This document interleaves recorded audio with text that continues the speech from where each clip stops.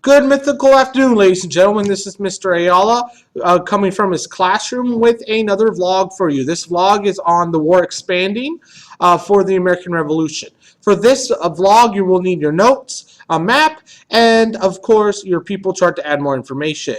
So to start with, this vlog is mostly about how we get help from outside forces, including different European powers, people from different areas, and how that helps us win our Revolutionary War against the British. First up is the French with their King Louis XVI, who wanted revenge after losing the French and Indian Wars. So they were just waiting for an opportunity to see if it was worthwhile to back the Americans. And after we win at Saratoga, the French make an alliance with the Americans and decide, hey, my enemy's enemy is my friend. If I could get revenge on the British for taking all my land after the French and Indian War, I will be able to, show the English that I'm not just a pushover. So they begin to send troops, funding, and his navy. And he also persuades his friend, the Spanish, to help because really England was the big boy on the block, so they want to take that person down a little bit. Just, make it a little bit easier for them. So not only do we get help from Spain, but we also get help from Lafayette. Marquis de Lafayette is a 19-year-old French nobleman who actually used his own money to fund his American troops. He actually persuaded King Louis XVI of France to send about 6,000 troops our way. He actually becomes a close confidant of George Washington and kind of like the son that George Washington never had. And a lot of the reasons why Benedict Arnold actually turns turncoat at the end of this war is because of the relationship between Marquis de Lafayette and George Washington. Their relationship was so close that Benedict Arnold thought he was getting the recognition he deserved, so he tries to turn over some of our forts to the British, which fails. From there, we get Baron von Steuben, who's a German who helps Washington's troops learn the use of battle tactics and the use of the bayonet during their stay at Valley Forge. He writes the rule book on how to actually train our troops, because prior to this, we were just a whole bunch of untrained militiamen who just kind of got together to defend ourselves. Now, with his help, we can actually become a real army. From there, we actually start wintering at Valley Forge. And the problem is that it is extremely cold, we have no supplies, and Washington is constantly sending notes to Congress that he needs money, he needs food, he needs supply. It gets so bad that some soldiers desert, and about a quarter of Washington's troops decide to, leave, or I should say die. So a quarter of them actually end up dying. So we have some leaving or deserting. We have about a quarter of them dying from different diseases, some from frostbite, malnutrition, or just being out in the cold for too long.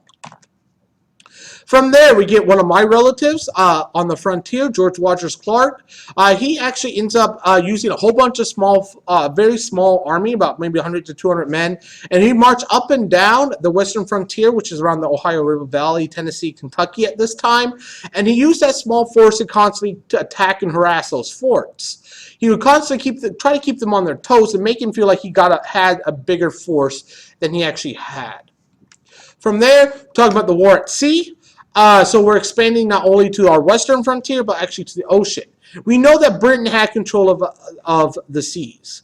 And the Americans, we used what were known as privateers. These are more or less captains or pirates who worked for our government. They actually would go around and capture the British ships and use them for control. They would actually use their own private vessels to attack them. So we really didn't have a navy of our own. We kind of rented out other people's ships. And from there, our best and really only naval officer is John Paul Jones. He's best known for attacking the Serapis and winning the battle, and then using the Serapis as his own vessel. So how the story goes is that he's raiding the British around the British island, the Isles themselves. Because he thought, you know what, they're not going to expect an American to be all the way over here, and they did it. So he took his first boat, the Bonaparte Richard, and he actually would constantly attack these small frigates. He actually gets in a fight with the Serapis, which is a ship of the line, which is one of the largest vessels the British have. And during the battle, the Serapis more or less almost destroys the Bonaparte Richard. And so the British officer the Serapis says, "Hey, do you give up?" And John Paul Jones says one of the most famous quotes in all of naval history. "I have not yet begun to fight." And he pulls over, takes his grappling hook, hooks his shit onto the Serapis as the Bonaparte Richard is sinking into the sea, and grapples over. All of his men jump on board, they take over the Serapis, and they ends up using it as his own vessel. Which is really freaking awesome. That this guy who had this little cruddy ship that's about to be destroyed takes his men and takes his men and makes their morale and leads them so well that they're able to fight against one of the largest naval vessels in the British Navy, and takes it, and now he uses it as his own. The British considered him a pirate. We considered him one of our best naval officers. Perspective. So these are some image sources, clip art, and wiki comments. And down for your Weebly page, which I don't have on there, but that's okay. Here's your question: Which person or group do you think helped us the most during this war? The French with King Louis XVI and Marquis de Lafayette, Baron von Steuben?